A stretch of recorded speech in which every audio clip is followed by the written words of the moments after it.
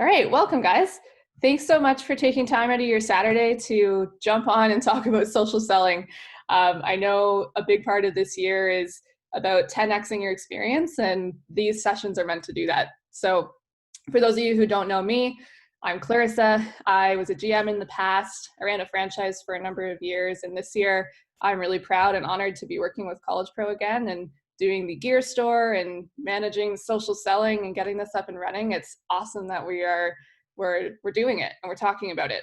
I know it's something that we haven't really had the time or the energy to focus on in the past, but it's really awesome that we are doing that now. So I wanted to give like a little introduction before we get rolling, but essentially we have Jessica Schuster here with us today. We have Edward Lehman. They're going to talk a lot about the state of the world, what the consumers are feeling right now and what they're really thinking. And then Jessica's going to take us through how to create impactful and engaging content, which is it's a skill. It's really hard to do. So I'm really excited to hear what she has to say and share with us. And thank you guys, both of you, for taking time to join us here and help out some of our franchisees. So without further ado, I know I wanted to go over a couple housekeepers. I guess a lot of people are on here on mobile. So if you are on mobile, if we could all mute our mics and just make sure that our guests have the platform to speak with us, that would be great. And otherwise, I'm really excited. I know I'm going to pass it over to Aaron and then Tony, and then I'll give it over to Edward and Jessica. So Aaron, if you wanted to add anything. I'm just excited. I mean, it's very cool to see so many people in the field, and I love how quickly we've been able to add these things. And just a real quick thank you to Jessica and Edward and everyone that's put time into this. Like, it's been really cool to see. I'll say how entrepreneurial the entire business has been in the last little while, and we're continually adding resources that I think are not just about window cleaning; they're about bigger picture learning. And this is a huge skill, and it's something that is not about how to get another window cleaning customer, though that will happen. It's about learning how to communicate, and it's learning a very modern entrepreneurial skill that will be around for the next decades as a whole. So again, just a real quick thanks again, Edward, for framing it for the current, because we are in a different time. So the current, like where we're at right now, just as a frame for your business and where you're at. Jessica, again, thank you very much for your time today. And I'm excited to be a student today on this side and take some learning. So thank you again, and I'm looking forward to it. Awesome. Thanks, Aaron. And then Tony, I wanted to also pass over to you if you thanks. I echo Aaron's comments that I'm a student today. I've got my book here, old style. I'm not writing it into an iPad. It's on a physical book. I will be writing and listening to Edward and Jessica, but I want to talk about just a couple of things really quickly. Because as you speak about communication, one of the most important things on communication is knowing who you are and communicating that and communicating with your customers. And I wanted just to touch on two things. One is open-minded to talk about two values. One is open-minded to possibilities. I think the College Pro team has been phenomenal. Edward, you've been coming along for the ride with us, and you've been watching things unfold in College Pro. And I'm writing an alumni letter that I haven't been able to quite get out because everything keeps changing almost every week. And on that, in terms of who we are, open-minded to possibilities, that's one value. Another piece is, Edward and I have been on a journey, as has Aaron, about having a deep focus on what's really important in your life, in your business life, in your personal life, and coming from that and speaking to the client. And what's very important, that is respecting the individual. And Jessica and Edward, I know you guys are, the world's different than it was a week ago in the US.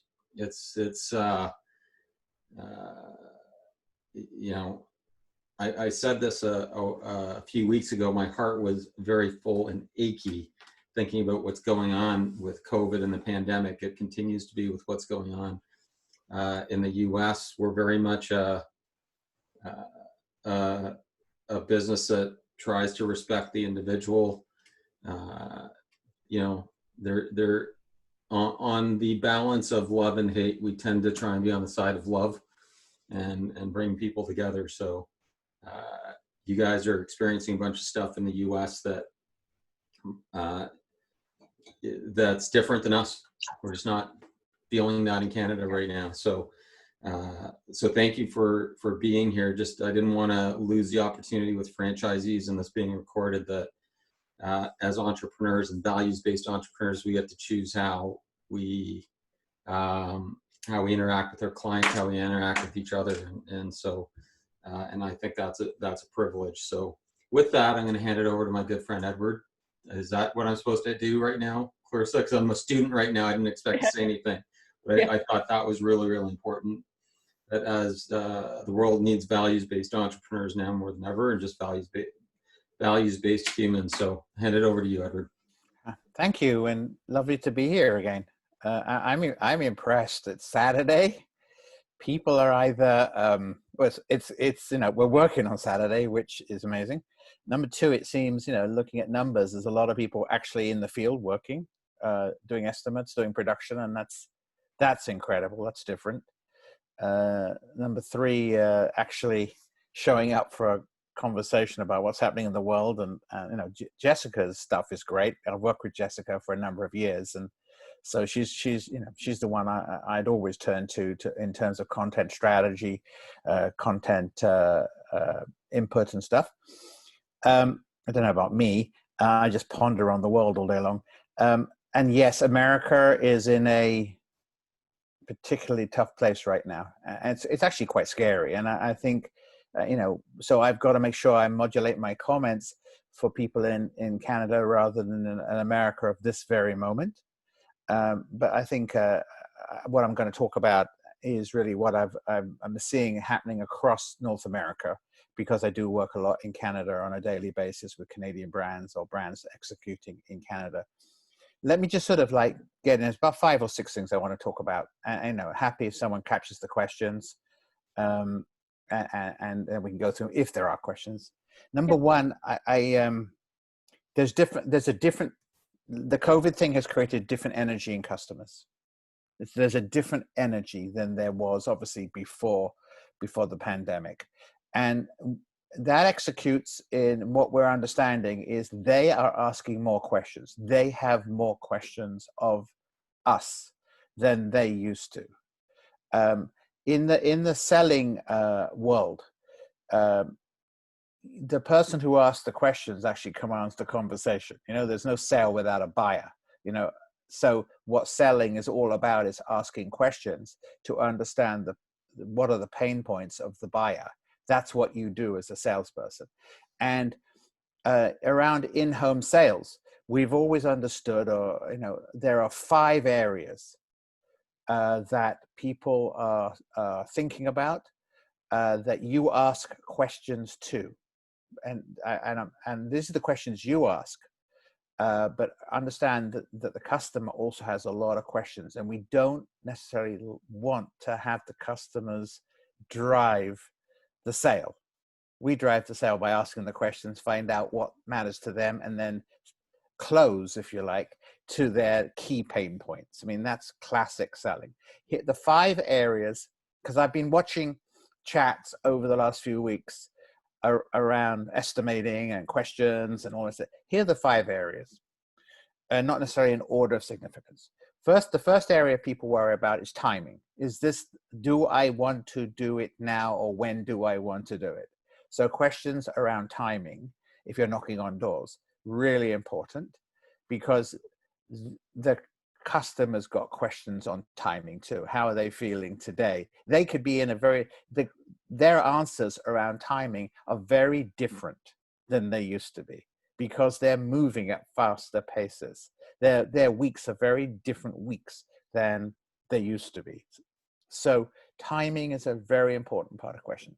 Number 2 is internal options. And have they thought of doing it themselves? I've seen over the course of the week, so, there was one wonderful franchisee who turned up, and I think the customer said, "I've decided not to do it. I'll do it myself," or something like that. That's something that I'm not saying you would have been able to find out before you got the sale, but if you ask them, what other options have you thought? Have you thought about doing it yourself? And they will say yes or no, and no, perhaps because, I don't want to get up on a ladder, I'm too old, whatever.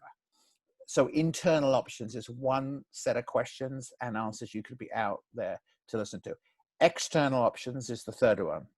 That is, who else are you considering? Are you considering another, window cleaning company, friends of friends, kids, whatever.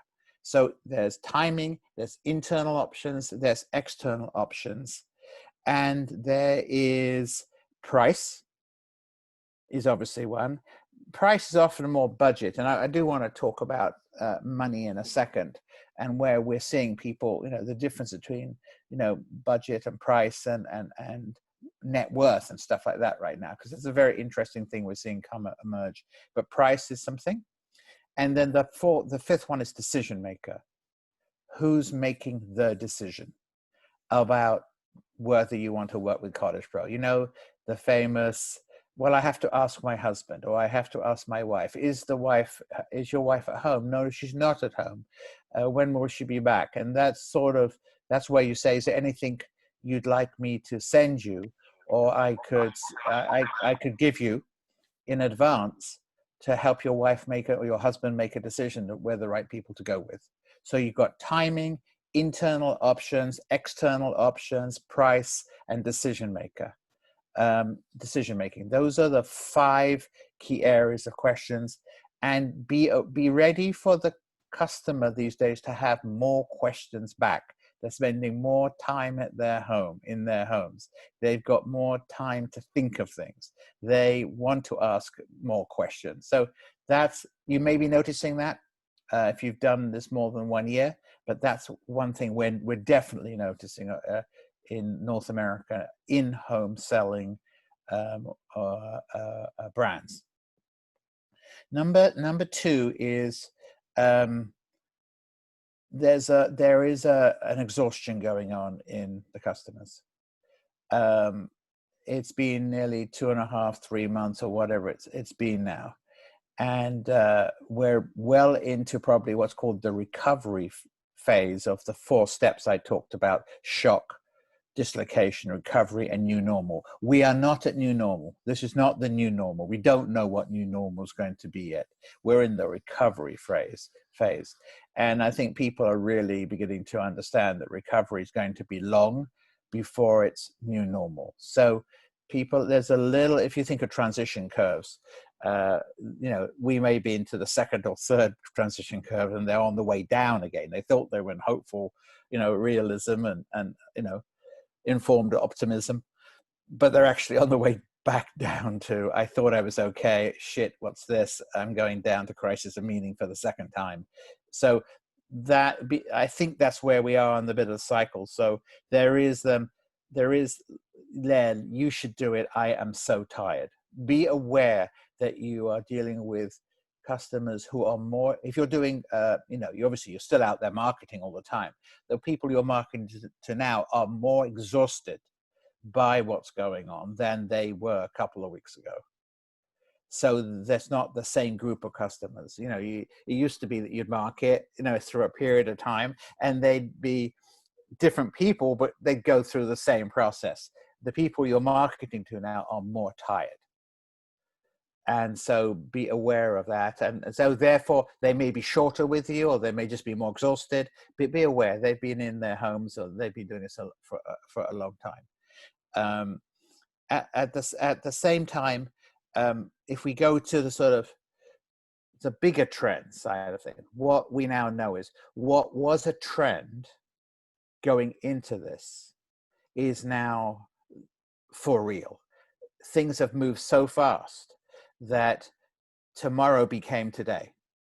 So those things that were, it's like digital marketing, the edge of digital marketing, the whole e-commerce stuff that was sort of the tomorrow, and a trend became today. And what was today in some areas became yesterday. So the speed at which things are happening is those early signals that you got as college pro, window cleaning people on the street, that you got 3-4 weeks ago, you were hearing things, have probably only magnified now. They were, you were hearing the beginning of someone saying X, Y, or Z. Those, let's call those trends. They're here. They've now come into the mainstream. I saw a friend in the park a couple of days ago, and he's a digital marketing guy, big digital marketing guy. It's his business. I said, what have you noticed? He said, yeah, whatever was a trend has come to be the main thing. Trends speeded up to become into mainstream. So what I'm saying is, if you are hearing things now for the first time as you're marketing, or when you're doing production, listen for them. The likelihood is in 2 weeks from now, as you're continuing to market, those things are going to be not just the outlier trends, they're going to be what you're going to hear a lot more of, because the pace of change is happening so much for the customers. I think one thing is, there's a lot, it depends where you are marketing. If if you're marketing in bigger cities, there's so many people thinking about moving out to the suburbs. What we're seeing in property prices and all that right now is the city, because what's really amazing is how much property business is still being done. I'm working with a brand, a brand from First Service Brands called Pillar to Post, which is a home inspector, about all home inspection. When that brand went into we went into coronavirus, they thought there would be a complete closure of the real estate world. They were expecting 80 to 90% loss of revenues through April, May, and June. At this moment, they are only 11% down on last year. There's a lot of property with people, and then people are moving out to the suburbs. If they've got, and we're going to talk about this a bit, they've got the money, they're moving out to the suburbs, they're moving to smaller homes. Why? Because the cities look to be the nests of coronavirus. And so that's a shift that's happening at pace. So it's like if you're planning to do College Pro window cleaning next year, those customers in the suburbs that you're dealing with are sitting on very valuable real estate. And so there's pride in home and all that stuff at optimum. So that's an interesting thing to watch for. We know from all the research that I'm seeing on like catalog sales, e-commerce sales, all that there are fewer people buying, but they are buying twice as much. Fewer people buying twice as much. I think I mentioned it last time. The bottom level, the split of between those who have and those who do not have, is becoming wider and accelerated at pace. So the customers that are buying, they're buying who are buying from you, and they're not saying they're going to buy twice as much, but I do think it's going to be they might buy faster than they used to. And I'm saying, I'm saying some of these incredible efforts you guys are making about doing estimates. I saw one person do 11 estimates or something incredible in a day. I don't know what it was. It was enormous. It was like Superman estimator sort of person, and it was incredible. Superwoman estimator, I think it was actually. But I think that is this idea of having a customer who's an immediate referral source, like the customer buys from you and they say, yeah, I've got 5 friends, 5 people I know who need their window cleaning. So I don't know if we're in the street, because they're what to do. They're walking past, they're having their little neighborhood chats and stuff. So I don't know if we ask that. but I think it's definitely worth asking that. It won't be twice as much from one customer, but one customer could give us twice as much business, because they could say, yeah, that friend down, I'm at 38 Acacia Avenue, at 32 Acacia Avenue, I know she wants it done. We've been talking about our windows, So listen for that. Ask those questions. They're not questions you should, unassume. Just this is a more, I think it's more societal rather than maybe for college. But what we are noticing is, there's what's happening. It's not about whether you have high income or not. There's obviously people have lost their jobs. They're not going to be asking us to do their window cleaning. But there's a difference between income and net worth. And, there's a thing going on. There's a big change going on, issue between Main Street and Wall Street right now. Wall Street, the stock markets are going up, and 50 million people have lost their jobs at the same time. What the hell's that about? That, which is disgusting in some ways, right? You kind of, as a radical liberal, nice socialist that I am, the poor man's hurting and the rich man's making, a lot of money. That speaks to the difference between income and net worth. And the people that you're selling to, it may not be that they've got high paying jobs, but they've got net worth, which is why their disposable incomes comes from net worth rather than them got some money this week.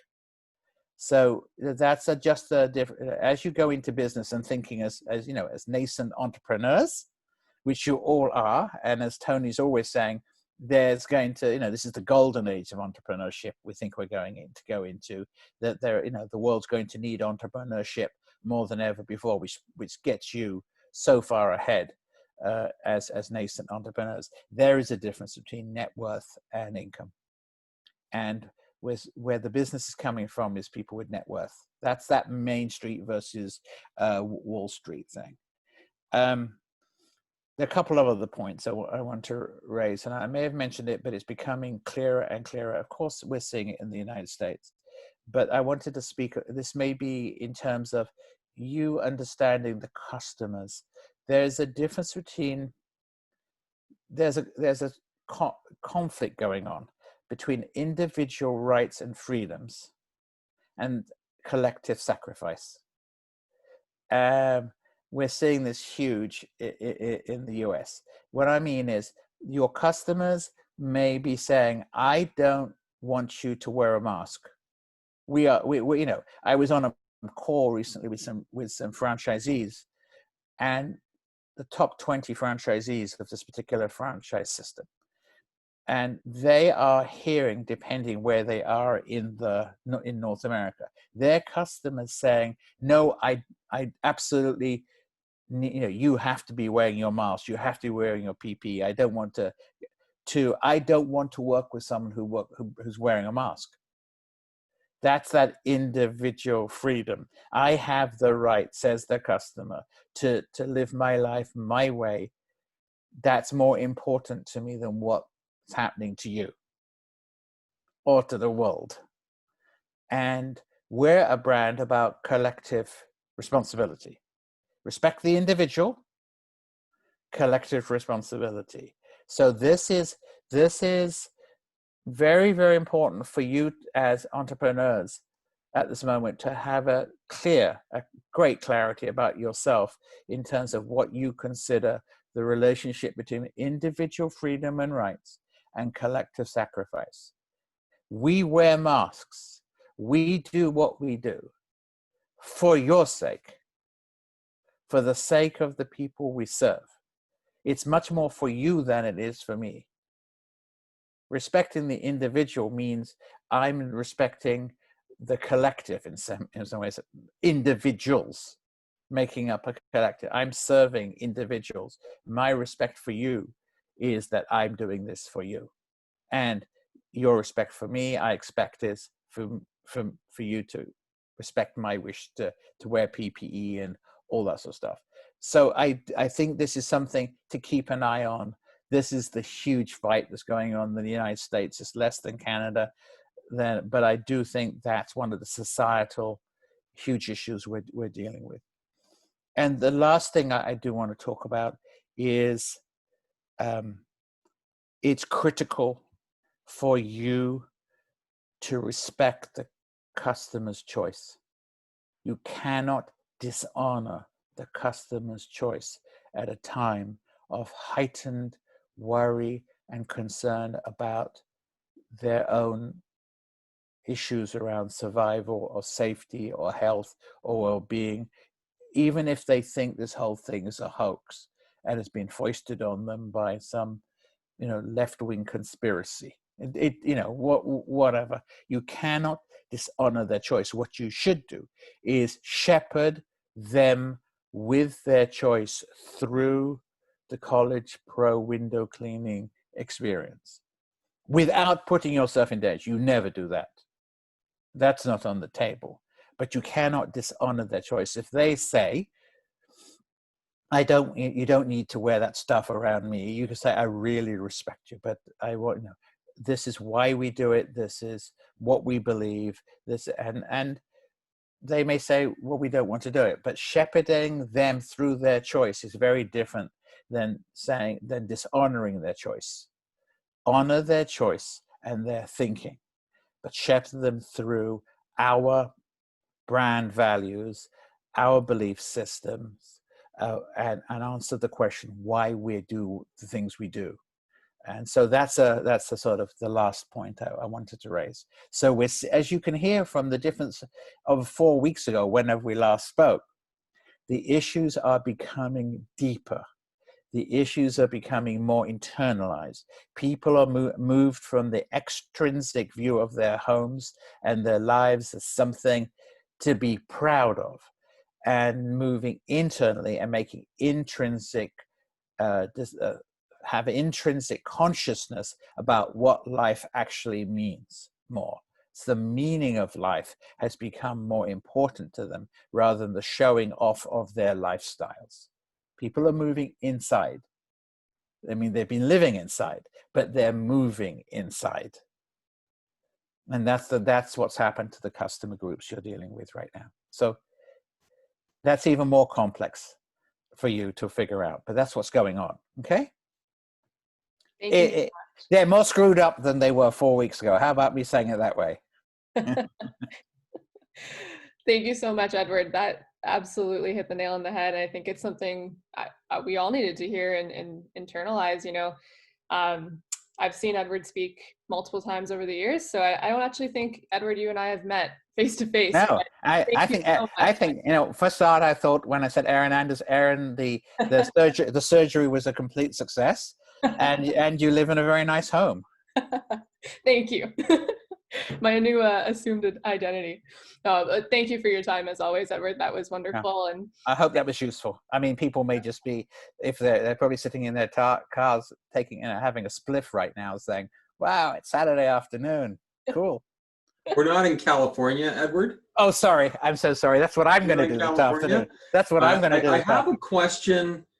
You've known college, like, the thing that you didn't say is we're also experiencing a bunch of that, or people have been inside their homes and now are outside their homes in terms of the College Pro franchisees, as people who have gone through a lot of this with their customers, actually, and inside their home.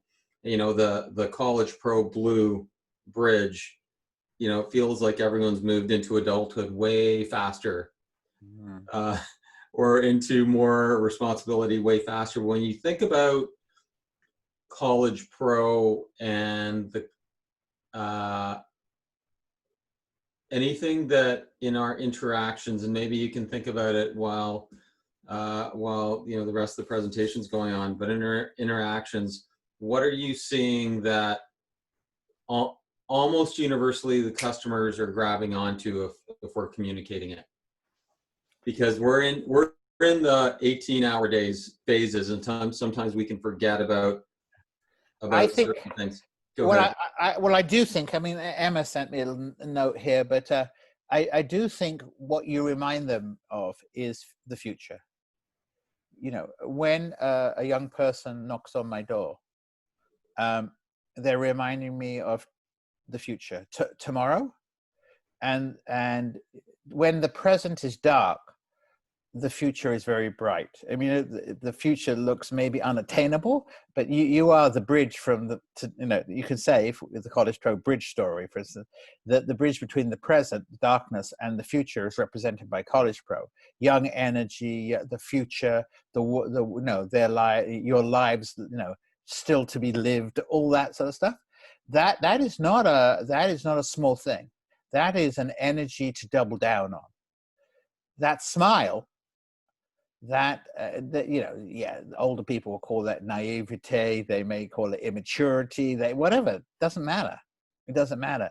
You showing up to say, hi, how are you? Your home. Your home looks lovely. We'd love to do the windows, and it's going to be okay. And when we do the windows, you can see a brighter tomorrow. That's the emotional side, right? You can see a clearer tomorrow. And we represent that. I mean, I think we do represent a clearer tomorrow, so to speak, for the clients. And I think that only a few brands can do that. So I think that's one to double down on. You look different than the FedEx guy showing up. Absolutely. Thank you, Edward, and feel free to stay on or yeah. I want to hear what Jessica says. Yeah. I'm a Jessica Schuster fan, so I want to hear what she says. With that being said, Jessica, a quick intro for our franchisees. Jessica's been working with Edward, and that's how we got connected with her. And she's essentially over the past, her background is in journalism and content creation when we spoke, and over the past couple of years, she's been working on really making sure brands can communicate their message effectively. And I'm really excited for her to take us through this content. So without further ado, Jessica, the stage is all yours. Thanks so much. And thank you guys for the opportunity to help out a little bit. And Edward is always a tough act to follow, but hopefully some of these tactics I'm going to share resonate and can help you kind of think through how to bring what Edward has just shared into social media advertising. I'm going to share my screen here. I put together this little presentation, so you all will have access to this to refer back to. But overall, what I'm going to kind of talk through are kind of basics of content creation.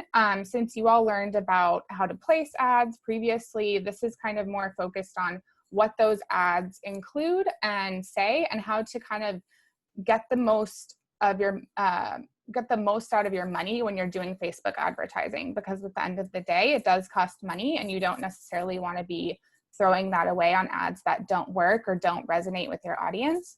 So I'm going to kind of dive in, but if you have questions along the way, feel free to hop in and we can kind of have a discussion as we go. So as we're thinking about social media creative, one thing you always want to do, whether you're placing the ad or building the content itself, is start with a goal. I'll walk through this in a second, but generally there's a conversion funnel where you're either advertising about the brand in general, some of those higher level points that Edward was just speaking to, or you're driving to get leads and quick conversions. So people signing up for an appointment with you all. Having that goal in mind as you build content is really important. Something else really tactical to keep in mind is building creative that can easily be used across many platforms. You don't want to make your life harder. So when you're creating an ad for Facebook, if you can use that on Instagram, that's a huge thing. You don't want to have to do double duty anywhere, especially when you guys are managing so much already. You also want to create content that you would engage with. So every time you create something and put it in the world, ask yourself, would I click on this? Or would I be interested in what this message is saying? And you always want to keep your audience in mind and what's important to them. Exactly what Edward was just speaking to, all of those key points, bring those things into your advertising on social media. So don't just include that in your day-to-day interactions, but keep that in mind as you're building content. This probably goes without saying, but of course you want to always stay on brand with your images and your language. So even though you all are running your own individual businesses, you're also representing College Pro at like a higher level. And so you want to ensure you bring that consistency through, because College Pro in itself has a strong name that you can harness. So remember that. And then also constantly think mobile first. As you all are probably always on your phones, as most of us are, we want to be thinking about that as we're creating content, so that we're not designing an experience that doesn't match up with how users interact with in their daily lives. This is the conversion funnel that I mentioned. So as you're building content, there's kind of 3 layers that you can keep in mind. And I later in the deck have an example of how you might address these various points with your business. But brand awareness content is a higher level funnel. And essentially this is designed to build the brand as a whole. And it is designed to speak to College Pro's kind of main values and goals. So helping the audience become familiar with who College Pro is, what you're all about, and that sort of thing. From there, there's education level content. So this is content that deepens your relationship with customers and can often be seen as kind of like blog posts that show your expertise, that provide customers information that they can use. And this can come through in social media as well. Oftentimes, this isn't necessarily going to drive conversions for your brand, but it's going to deepen that relationship. And then last but not least, there's conversion. So all of the ads that we all consume on social media are mainly conversion. They're designed to get you through a funnel into purchase or into a consultation. These are pieces of content that, for lack of a better word, are a bit shallow. They are designed to get your attention really quickly, and they're not much more complicated than that. That being said, when you're building these pieces of content, there's a few things to keep in mind. So this is really tactical, but it's really helpful to remember. The format of your ads is important because, as I mentioned previously, you want to get the most out of every asset you create. So if you go into your Facebook feed, for example, you'll often see pieces of content that are this kind of rectangular format. These are often posts that like news organizations share, leading you into an article to read. So you'll often see posts that come up like this. They don't take up a lot of space and they're narrower. Then you'll often see these square format, the 1-to-1 aspect ratio. So these show up really well in both Facebook and Instagram. So you can see here for images or videos, this format is often recommended. So when you're building any content, just keep that in mind. You'll probably want to shoot photos at a vertical angle instead of the horizontal landscape. Similarly, this 4-to-5 aspect ratio is a bit longer and takes up even more space in your customer's feed or on the Instagram page. So this is going to give you kind of the landscape to work with more of their attention instead of these narrower pieces that aren't going to necessarily grab their attention as much. So this is all to say, keep in mind as you're building creative, how much of that real estate on social media you want to consume.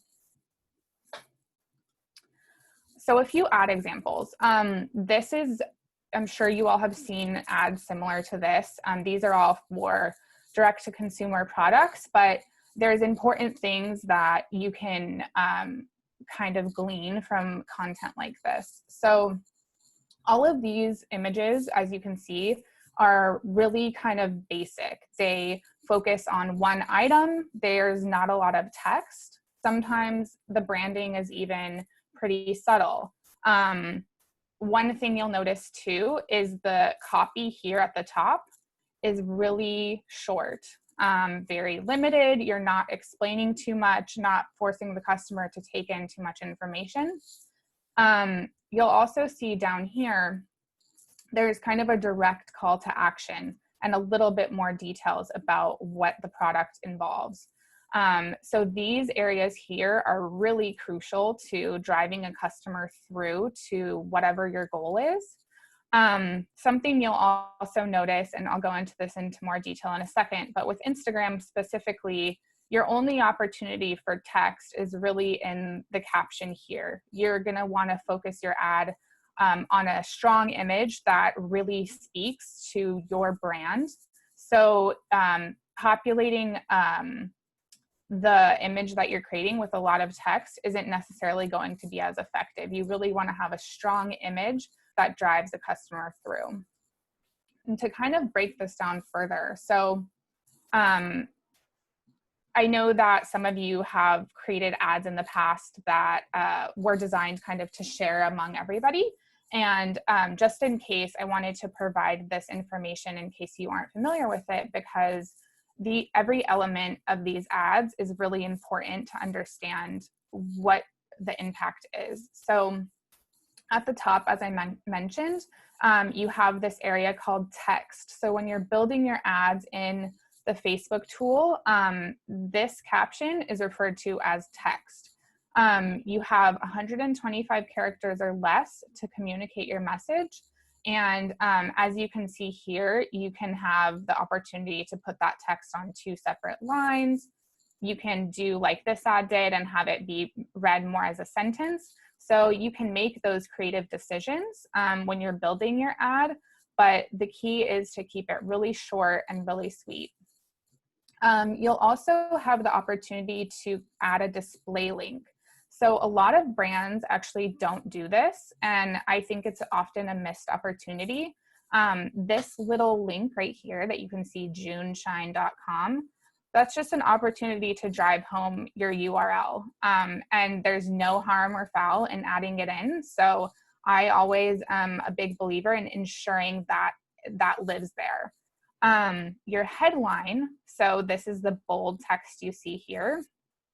This is a really important piece of content that needs to always remain 40 characters or less. It says in Facebook itself, headlines over 40 characters may be cut off. I would always encourage you to stay to the character limit they recommend, because otherwise your message is going to just fall off. And in this headline, you always want to have it be very actionable or speak to exactly the point you're trying to drive across. So as you can see here, this says order June Shine online now. If you were creating an ad that's more focused on the College Pro brand as a whole, you might say something like creating opportunities for students everywhere, or something that just really drives home whatever point you're trying to make. Lastly, on this section here, there's a description section. So that's this text that lives under the headline. And this, again, many brands actually don't use this, but I think it's an opportunity to add a little more context for whatever it is you're saying. I would encourage you to always ensure the headline and description kind of, what's the word I'm looking for? Add to each other. So you want them to not have 2 different messages, but you want them to kind of be able to live together and make sense together. And then lastly, your CTA. So this is the button you'll be able to select. And of course, you'll always have this. Facebook allows you to choose a variety of calls to action. So whatever it is you're asking customers to do, you'll just want to make sure the call to action communicates that clearly. And Instagram is very similar, less complicated, obviously, but you'll have a CTA option. So this is this bar that lives at the very bottom of your ad. And then you'll have text. So Instagram always recommends 125 characters or less. And you can see the difference here. I'll zoom in a little bit. This brand, oops, sorry, hang on 1 second. This brand here stuck to the character count. So in the ad, as you're scrolling through your feed, you're getting the full message that they want you to see. But this company here, you can see they've written this long message. And when scrolling in my feed, this is all I'm seeing unless I actually stop and click more. And the likelihood of me doing that is probably pretty low. I'm not sure how often you all actually click on add a content that you want to read more of, but it's generally not very clicked on. So I would just encourage you to not create these lengthy messages. Leave those for the page that you're driving to. Leave that content on a space where people will actually pay attention to it, and focus your content more on being really short and to the point. Zoom back out here. So keep all of that in mind kind of as I talk through these next two slides, because what I'm going to get into here is a little bit more high level. So when you're creating content, a few things you want to keep in mind. Almost everything is content these days. I think that a lot of brands can overcomplicate what content means, but especially when you all are out in the field and you run businesses that are so based on that interaction with customers, you want to take advantage of that. So everything that you do, think about it in terms of content. So from photos on site to videos, or even quotes from customers or good stories that customers share with you, note those things down. And if a customer shares something with you that really resonates, you can always ask them, do you mind if I share this in a post on social media? That's kind of the more like journalistic mindset that you can have when you're out in the field, because at the end of the day, those little moments and interactions can be really powerful. And there's no reason why you can't use those to create content. As a best practice, I would encourage you all, especially in the business that you're in, to always take before and after videos or photos. You'll want to ensure that your before and afters are taken in the same format. So you don't want to take one landscape and one horizontal portrait, or portrait and landscape. So make sure you're taking them from like the same angle, the same aspect ratio, and all of that. I would encourage you to just do that every time, and you'll build an arsenal of content that you can use.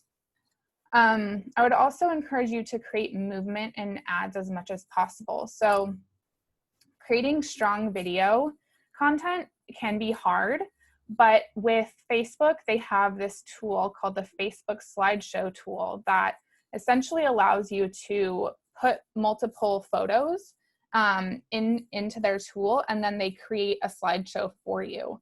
So go into Facebook and play around with that, because it's really handy.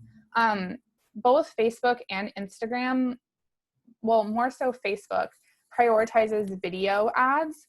And if you actually scroll through your Instagram feed, you'll notice that almost every single ad is video or has movement to it. So keep that in mind as you're building things.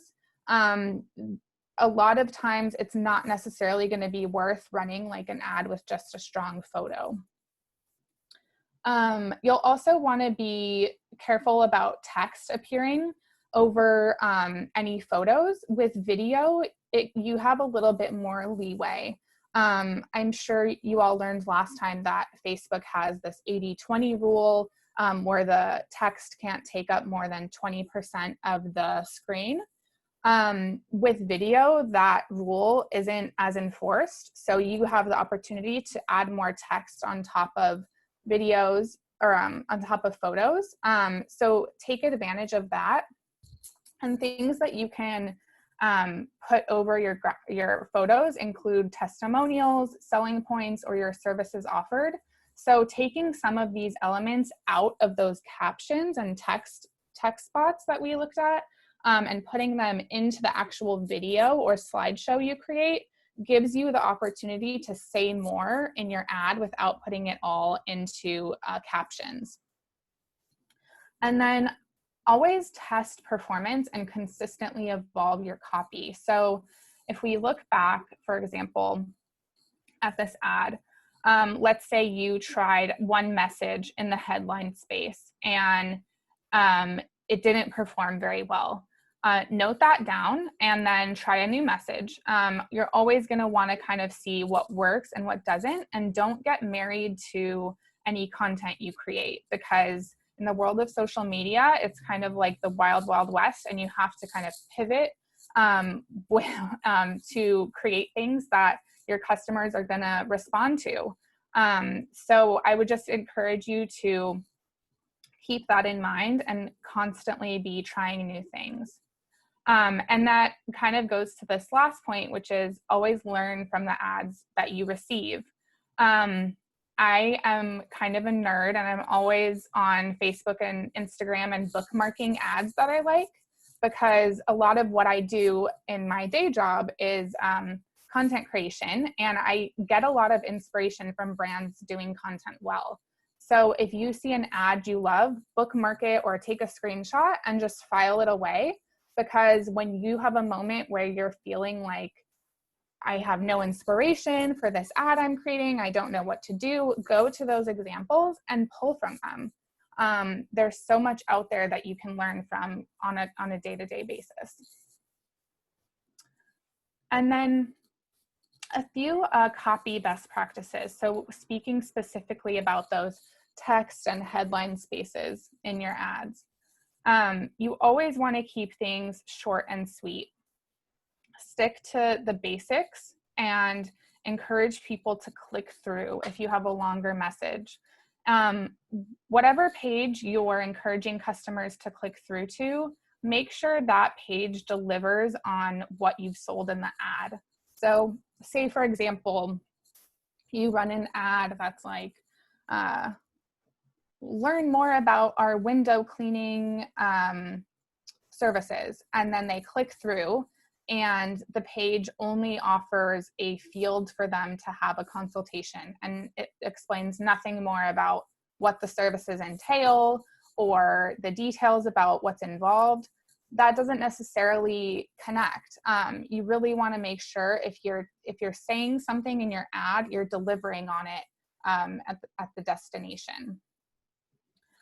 Also focus on being customer centric. So going back to what Edward discussed at the top of his talk, kind of about those timing and those interactions, focus on sharing messages like that in your advertising. Saying things like, we know you're short on time these days, or we know that you're feeling, this is not a good example, so never mind. I'm gonna backtrack a little bit. Focus just on those touch points that you know the customer will connect with. And then ask yourself, what does the customer care about most when inquiring about our services? So maybe it's the chance to interact with somebody instead of being just cooped up in their home. Maybe it's the fact that they don't have to do the service themselves. There's all sorts of things that when you put yourself in the customer's mindset, that will help you create strong copy. Another thing is using active voice. So this is definitely a more granular kind of grammar tip, but basically you just want to really focus on keeping your voice really active and direct. So instead of saying, I'm working hard to make sure we can take care of your home while keeping you and your team safe and healthy, we could shorten that to say, my team and I work hard to take care of your home, but safety and health are always our top priority. So just being really direct, really quick with your statements so that the customer can take it in really quickly.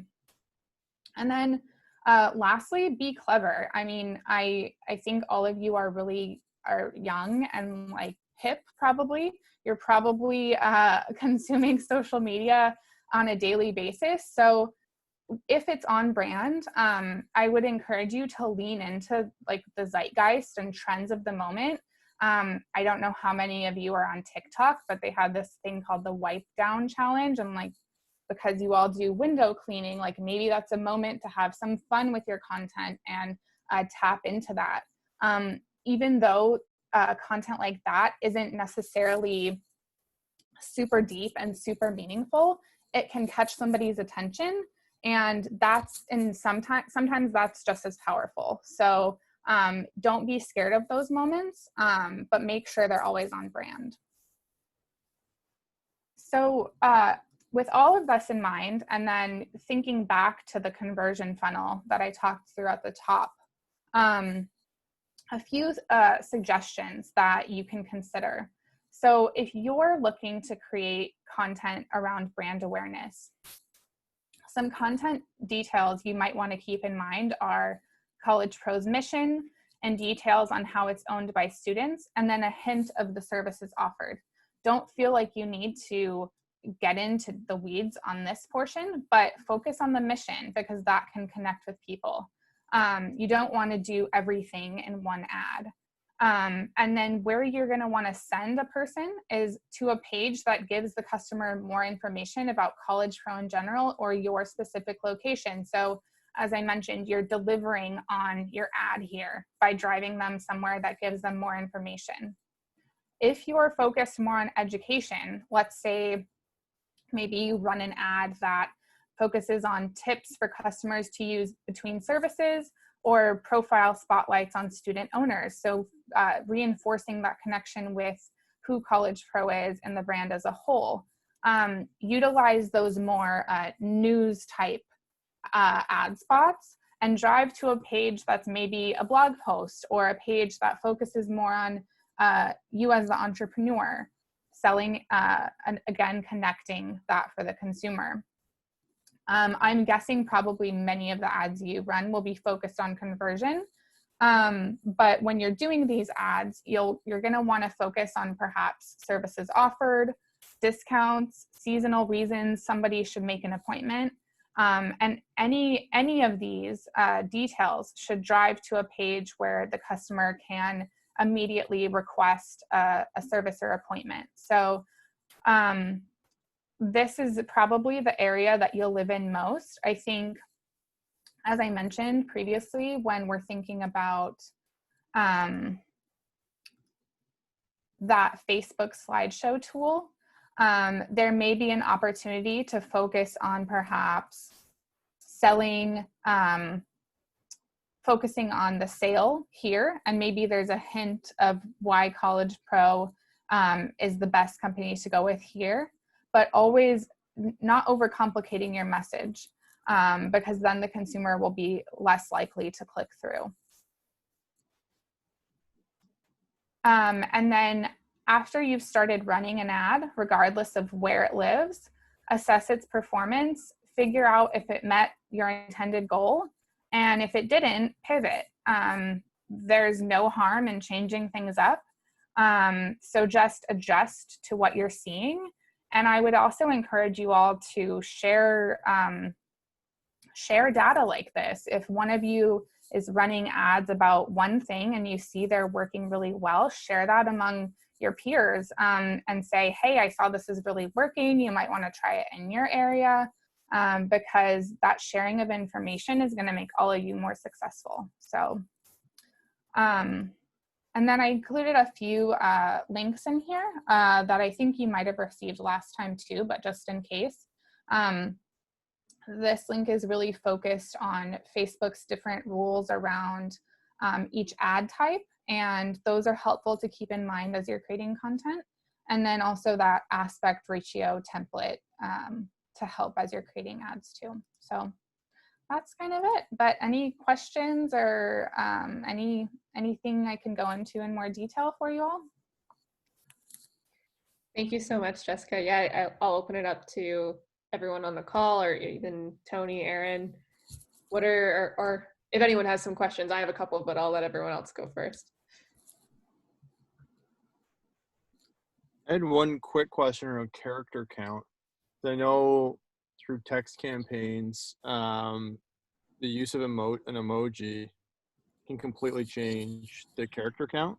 Is it the same in Facebook? Because sometimes like even a thumbs up can count as like 17 characters, and this other one can count as 21 characters. So does it work the same in the Facebook ad pieces, or is it more about how many characters it will show?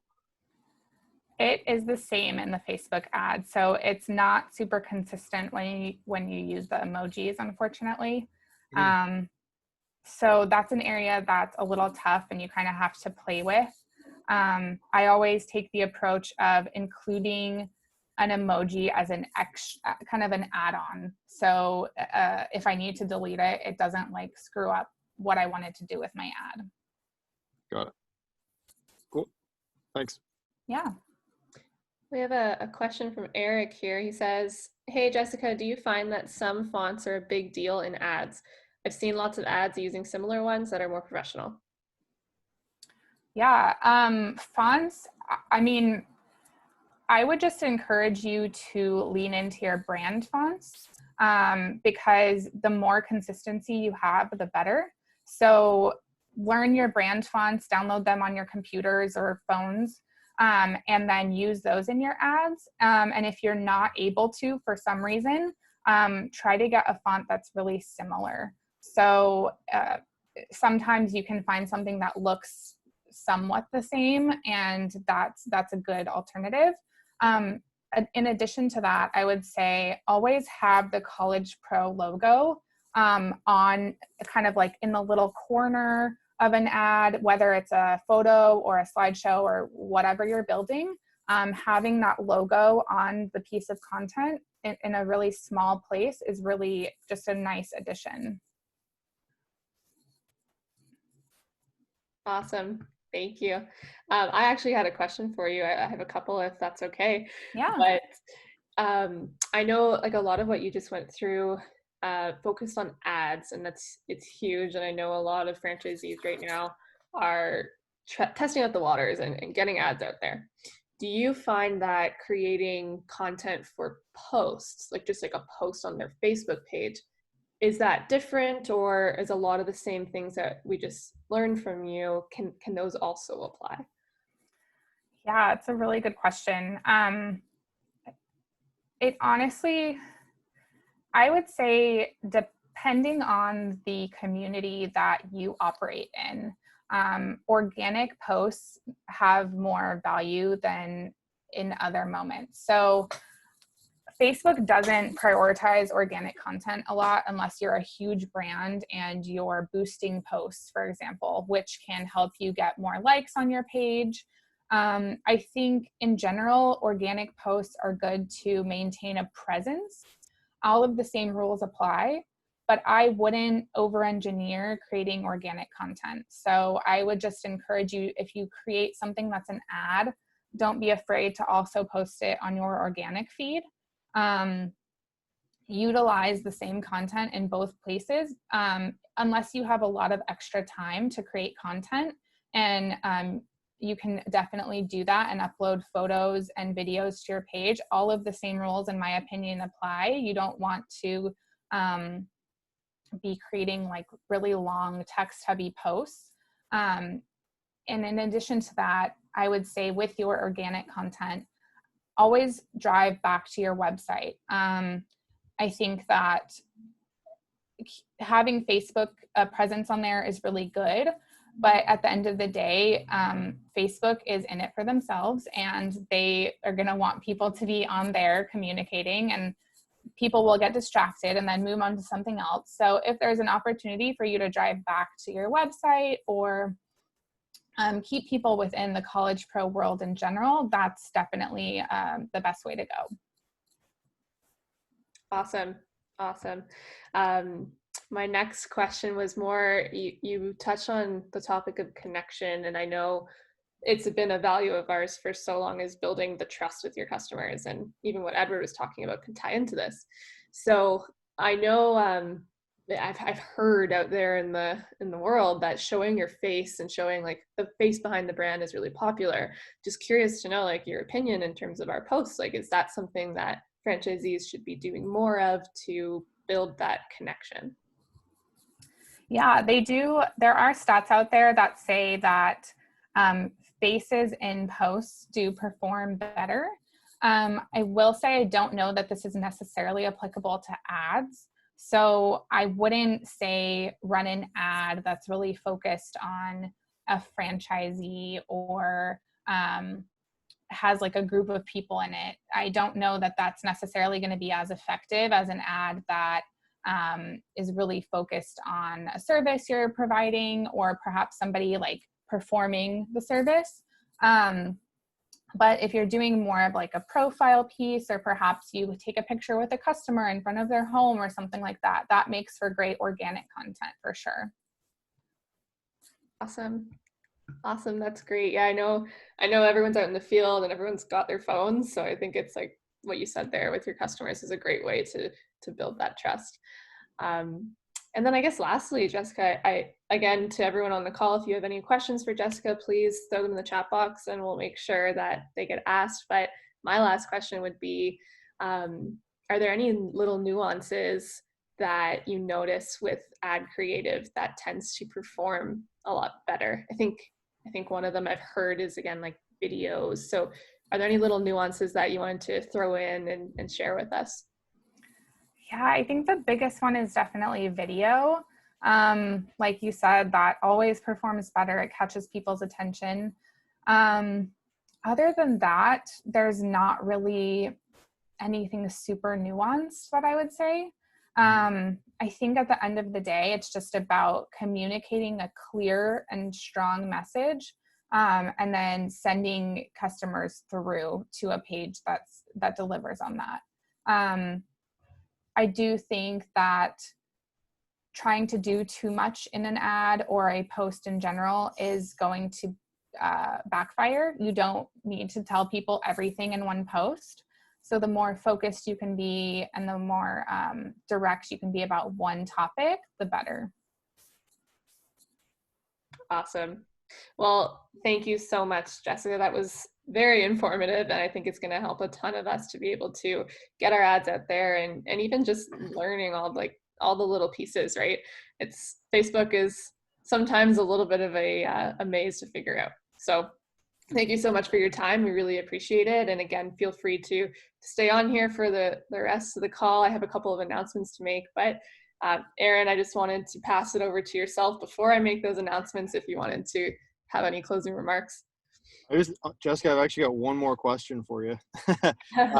It's around the length of the life cycle of an ad. I've seen it both ways, right? Like when you have an ad that you run, if it's converting, you find that it converts at that level over time.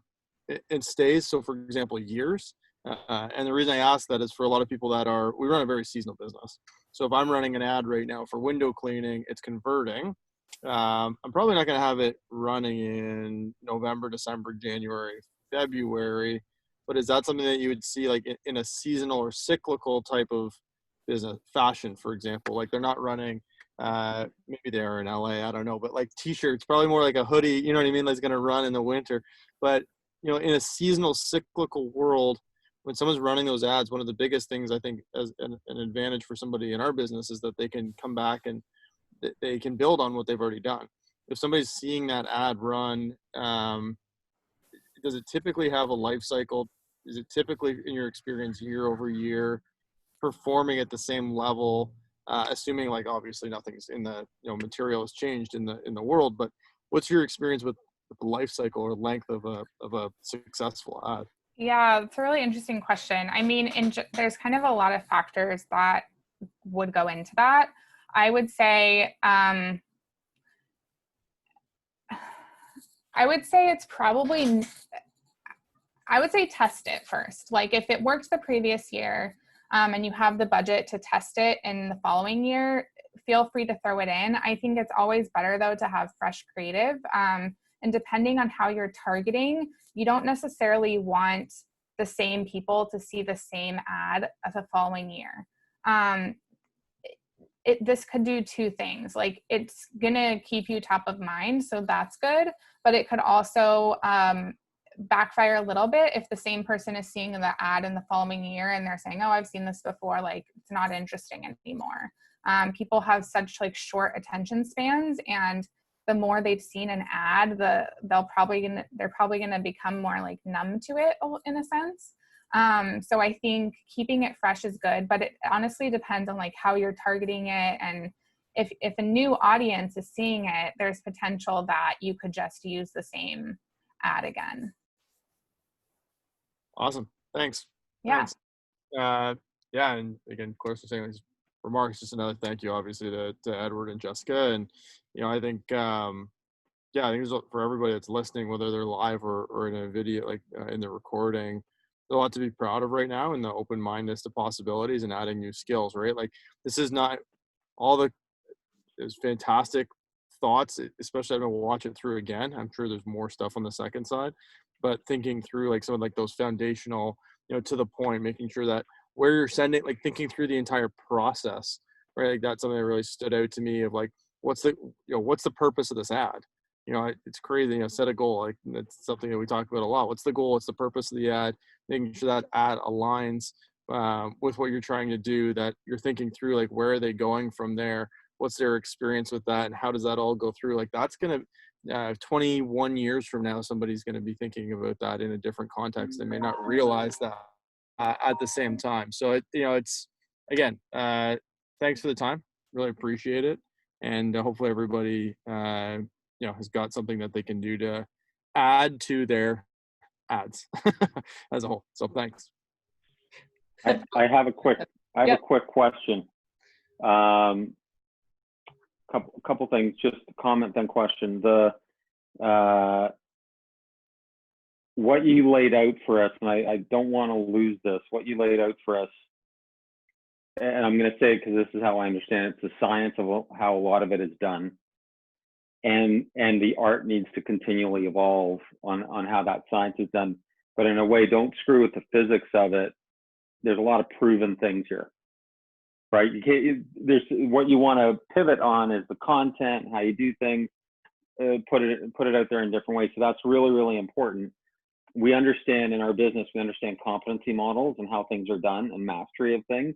So I don't want to lose sight of the fact inside our organization that we're not going to screw with a lot of the rules that you set out. I think where we're going to have fun is on the content, which is awesome. The second thing that I heard, because it's just people are really good at what they do. I've seen this pattern where they don't stop to learn. They grab things, and then when they have time to learn, so you're grabbing all the ads that you like, and saying when I have time or I'm thinking of inspiration. I think that's a really good, because all of us are crunched for time. That's a really good ritual for us. If there's something we love that we see, we should capture that somehow. That's really, really important. And then question, what is it? Is there any ads out there that you love right now that we, knowing I'm not young, the company's young, and you are, they are hip in their own way, that you love that we should be looking at? Oh,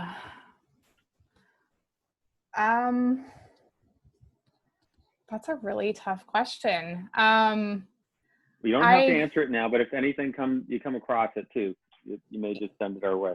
Yeah, I actually have a couple that I've bookmarked recently that might be helpful to send over.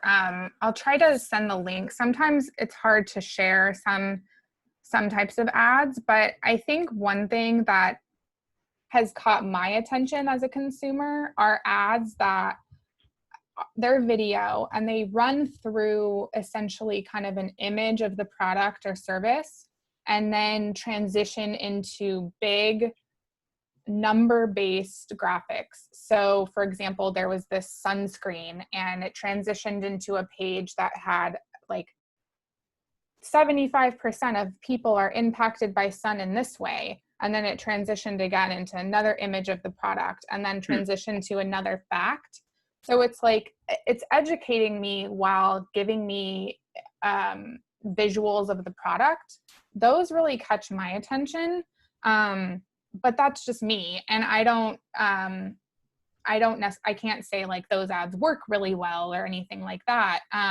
But I think it's an interesting way to educate a consumer, and it comes across as not as hard of a sell. So it's not like just an image of the product and like, buy my sunscreen. It's more of like, oh, you care about me and you're helping me learn. That's interesting to me. Right. So I'll see if I can send that over, but that's probably, yeah. Thank you. Yeah. That's awesome. I think we'll all actually be needing some sunscreen being out in the field. So it's relevant to what we're all doing. That's great. Thanks again, Jessica, and have a great rest of your weekend. Again, I have a couple announcements, but feel free to hop off if you need to get going. So Sounds good. Thank you so much, guys.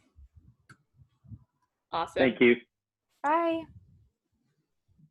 Perfect. So that was great. That was awesome. I think it's like a great add as to what Ian took us through last time. And I'm really happy that, for those of you who jumped on the call live, thank you. And then for people watching this back, I know it's going to have a big value add to not just your franchises, but also whatever you go on to do after this and wherever you go to take your entrepreneurial skills. I think this is very applicable.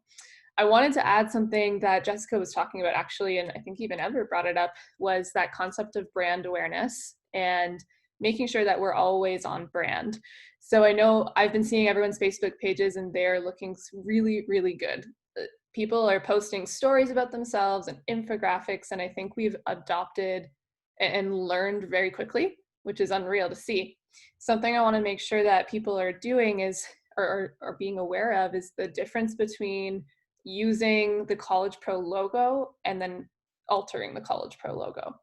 So there's a big difference, and what can happen is the brand College Pro is so known, it can almost muddy the water on the brand. It's kind of like if you think of Nike, right? Like Nike has their logo. So if it's stretched or if it's added, like it muddies the water onto, is this really Nike or is this a scam or what is this, right? So when you're using the College Pro logo, just make sure it's the College Pro logo and you put it on top of whatever creative you're making. The one that comes to mind is, like Andy's infographic, which is awesome.